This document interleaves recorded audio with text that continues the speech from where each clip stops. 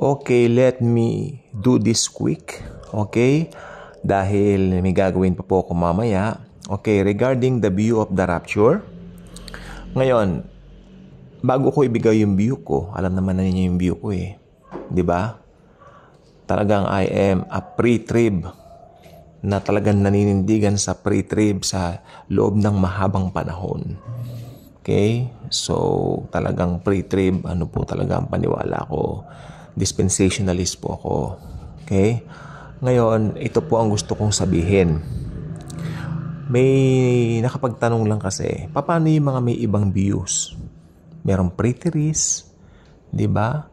Meron yung mga millennialists. I mean, wow. Paano sila? Kanila ang gano'n. Well, ang sagot ko, kasi ang pinakatanong nila, maliligtas ba yung Of course, ang view ng rapture, hindi po nagliligtas yan. Okay? Ang kaligtasan natin ay ang nabubong dugo ng Diyos anak na si Jesus Christ.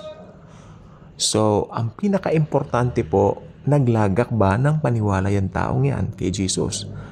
Pag-check, maliligtas siya. Kahit meron pa siyang millennialist, preteries, aris-aris. Basta lahat ng aris, ilagay mo na dyan. Bahala ka. Wala akong pakialam. Kung tumanggap yan kay Jesus, maliligtas yan. Ngayon, ano naman ang view ko dati? Okay, I am a pre-trib talaga, pero may mga views din naman kasi ako na parang magulo pa dati. Actually, ako yung tipong ayaw kong pinag-uusapan ng end times during that time. Kasi ang sarap nga naman ipe-preach ko, grace of God, yung mga pang-araw-araw. Yan po ang forte ko, yung pang-araw-araw na buhay, kung paano tayo minamahal ng Panginoon, di ba? Kung paano palakasin ang loob ng bawat isa. Yan ang forte ko talaga. Pero itong end times po kasi, binuhay ko yung eschatology ko. Dinededma ko lang yung mga notes ko eh. Ang dami ko dyan eh. Pero talaga nag-aral ako nung lumabas si Rab Shlomo Yehuda, a.k.a. Dayanuka. Kasi talagang parang fit na fit siya doon sa papel ng hindi ko sinasabing siya ha, pero parang fit siya sa papel nung FP, false prophet, no? Pero kung hindi siya, hindi siya, hindi ba? Wala naman po yan. Na windang lang tayo nung Red Hyper, di ba? Parang nandiyan yung Red Hyper. Pero yung Third Temple ngayon, marami lang chika. Maraming fake news na tinatayo niya. Parang hindi pa eh. Parang hindi pa po. Maybe tinatayo secret. Ano ba naman? Ano ba naman, di ba? So, importante, meron tayong views, pero tandaan po ninyo yung mga views about the rapture, hindi po maaapektuhan ng kaligtasan ninyo. Mahal kayo ni Jesus. Ngayon, at present, ako ay medyo, hindi naman tumigil sa ganyan, pero focus muna ako sa ginagawa ni Lord sa araw-araw. Kasi ang dami pong nakakarinig ng mga messages dito, message of salvation pong talaga. I really need to share. Kahit na itong buhay ko minsan araw-araw talaga maraming surprises. Ano lang natin. Ayaw ko lang tingnan ng pag mainit ang ulo mo, may mga nangyayari sa buhay mo. Medyo, Lord, ba't ganito, ba't ganyan? Normal po yan, maski Kristiyano. Lambing mo lang kay Lord yan. Mahal ka ni Jesus di ba? Pero, tulad niyan, sabi ko kaninang umaga po, I thought I lost 10,000 pesos. Alam niyo, hindi naman po pala nawala. So, nagamit ko po sa Shopee. Marami pala akong binili sa Shopee. Pero iyon, ang atin pong katotohanan dito ay kahit anong mangyari si Jesus nandiyan. Isipin po ninyo, yung mga may ibang views sa rapture, hindi natin kapareho ng views, pero tumanggap sila kay Jesus. Jesus is with them also. Huwag natin kalimutan. Huwag tayong mag-away-away dyan dahil sa doktrina lang ng mga ganyan, no? I mean, alam nyo, si Jesus nasa atin. Mahal tayong lahat ni Jesus. Si Rene Rowland, meron din pong ibang view regarding eschatology. Pero hinahangaan ko yung preacher na yan. Si Ma'am Rene Rowland. Alam niyo ba si Rene Rowland, isa siyang Hollywood actress dati na maganda. Hanggang ngayon maganda pa rin, no? Makinig po kayo sa kanya. Okay. Si Jean Kim. Jean Kim po ba yon? Yung parang in-check, no? Mahusay din po yon. Mabait po yon, tsaka matalino. Yun, tapos syempre, si Buzz Ridgen. Yun ang mga pinapakinggan ko. Talagang nabubusog po ang aking espiritu. Joseph Prince, okay? Tapos, Joel Austin. Yan. I love Joel Austin sa ministry.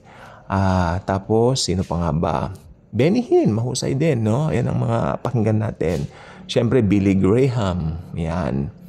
So, kay Billy Graham po talaga maski tingnan nyo, wala na po siya. Pumanaw na siya. Pero yung mga mensahe ng kaligtasan, good.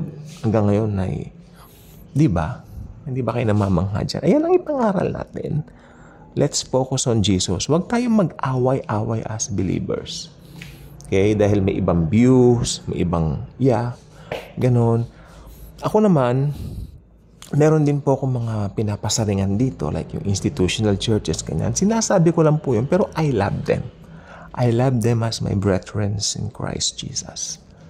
Diba? Kasi karamihan din naman ng mga hinahangaan kong preachers, mga pastor din naman ng institutional churches, pero hindi naman ako tumitingin kung ano yung kanilang practices.